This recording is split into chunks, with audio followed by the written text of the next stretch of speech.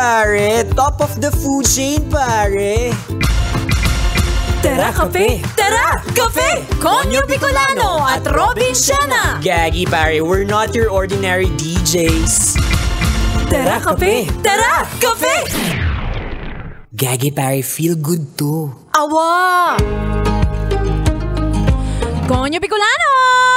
Robin Siena! Natatandaan mo pa ba kung magkano ang pinakaunang 13th month pay na natanggap mo? Oo naman. Memorable yun sa akin. Ay, magkano? 11,100 pesos. Ay pa, walang butal. Yes, 11,100 pesos. Awa. Yan. And nakakatuwa lang kasi ang simple lang ng buhay nun, Anong diba? year to? Wag mo nang sinasabi kung ano.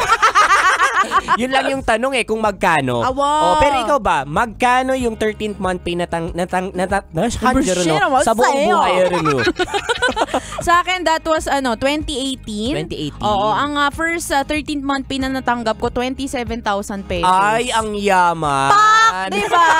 Nasa sales kasi ako noon. Oo. O kung ikaw, alam mo, ano yung realization mo? Ang simple. Ang simple lang ng buhay noon. Ang saya ko na doon sa 11. Sa akin naman, alam mo realization ko? Yung sahod ko, ba't paatras? Ngayon, wala. Mas mababa na sa 27. Kaya nga, nakadepende pa sa mga gigs natin. Kaya nga. Oo. Tsaka na-realize ko din, di ba 11,100? Awa. Underpaid pala ako. So, shout out sa'yo na nagpa-11,100 sa akin. Kaya nga. Ay, nako. Pero dahil kapanahunan ngayon ng mga pamimigay ng 13th month pay. Ay, legit yan. Nagsisilitaw ang labasan ng mga kaugalian ng mga Pilipino. Yan. Diba? Kaya eto, kabisyo, ibibigay namin sa iyo ang unang dalawang uri ng tropa tuwing My 13th month pay na! Tara, kape! Tara, kape! Pasensya na po, holiday kasi ngayon, tapos may pasok tayo. Oo. Diba, medyo sabaw-sabaw. O, punta tayo sa number 1. Inot. Muna, ito ang mga Rebonded. Uy guys, na-receive nyo na ba yung 13th month pay nyo? Oo, ang aga nga ay nakakatuwa. Uy, wow, kaka-check ko lang. Oo nga, may 13th month pay na. May 13th month pay na tayo. May panggamot na ako sa ubo ko. Oo nga. Oh, ayos diba? Talagang merry ang Pasko natin. Excuse me, dadaan ako. Ay, pak, Jess, ayos amoy formalin yung buhok mo.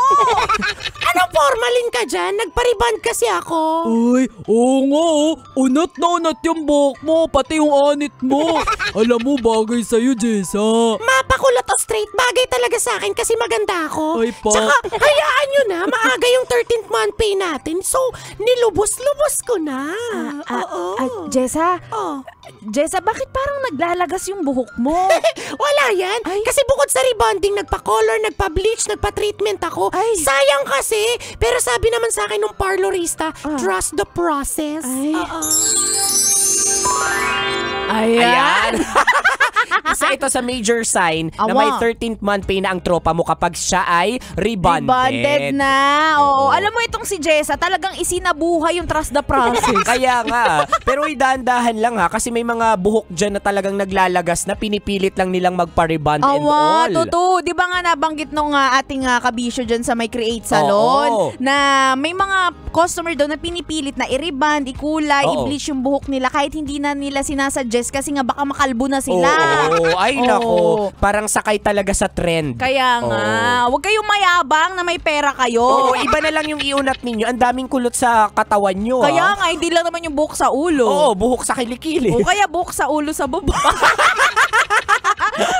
Anyway, that's number 1. Muna tayo sa last but not the least, number 2. Pandua. Pangadua? Ang baboy. Sampun. Pangalawa, punta tayo sa number 2. Pandua. Pangadua. Ito ang mga shopaholic. By this, I will... Ay! Uy, Mar! Uy, Jessa, hello. Ano ginagawa mo dito sa mall? Ay, ito, nagki-Christmas shopping ako. Ay, Alam mo wow. naman, diba? Hindi hadlang ang kahirapan sa pagiging magastos ngayong Pasko. Amen. Oo, may 13th month pay na kasi ako. So, ito, rewarding myself. Ganun ba? O tama yan, Jessa. Reward yourself lalo na mukhang marami kang achievement sa office this year. Sakto lang naman. Ito naman. Ano ba ang achievement mo sa office at nire-rewardan mo sa sarili mo ngayon? Yung presents ko. Iba kasi kapag nandun ako sa office, alam mo, masaya lang. Tapos, yun, masaya lang yung atake, ganyan. Oo. Balita ko kasi, Jessa, January pa lang, ubos na yung leave mo.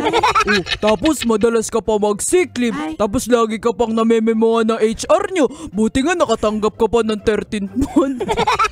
At least surviving pa rin ako sa kumpanya. Yun ang dapat i-celebrate ko. Kaya tara mag-shopping pa tayo. Okay. Ayan. Pero relate ako dito. Kasi tuwing 13th month pay nung sa mga una kong trabaho, yan lang yung pagkakataon para rewardan ko talaga yung sarili ko sa buong taon. Tapos yung bonus ko, nakaalat na sa savings at sa pamilya ko. Pero itong 13th month para sa sarili ko talaga. Proud of you naman doon sa savings. Savings? Bakit? Piso-piso. Oy, pero totoo yung sinabi mo, Konyo Bicolano, no? At saka pag pag Christmas, parang ang sarap mag-shopping sa Totoo sarili, yan. no? Iba yung shopping kapag ibang buwan, pero iba pa rin talaga kapag Pasko. Oo, legit yan. Kasi parang December, last month of the year. Parang tinatap mo yung sarili mo na, hey, you did a great job. Yan. Kahit January pa lang, ubos na ang iyong vacation. Leave. Oo, kahit na mas marami namang beses na naging tamad ka. Oo, kahit mas maraming memo yung HR sa'yo. Ay, nako, anyway, kabisyo, kung di mo naabutan ng usapan namin ito at gusto mo ipa-shoutout ang kumpanya ninyo na hindi pa nagbibigay ng bonus, shoutout natin sila. Hanapin mo kami sa aming mga social media accounts. Ako sa aking Facebook, Instagram, Twitter, TikTok at DJ Robin Shena. Same socials, mga broski, at Konyo Bicolano. O siya, kabisyo, makakasama niyo pa kami hanggang mamayang 3:00 ng hapon para bigyan pa kayo ng mga science, tips at skits sa buhay-buhay. Muli, this is your pinakamagandang probinsyana, DJ Robin Shena. Your Uragong broski, like super legit and all Konyo Bicolano. Dito lang yan sa Tara Kape. Tara Kape. sa 90.7 Love Radio. Feel good, ay gagi pare. Awa! Tara Kape! Tara Kape! Konyo Bicolano at Robin Shena.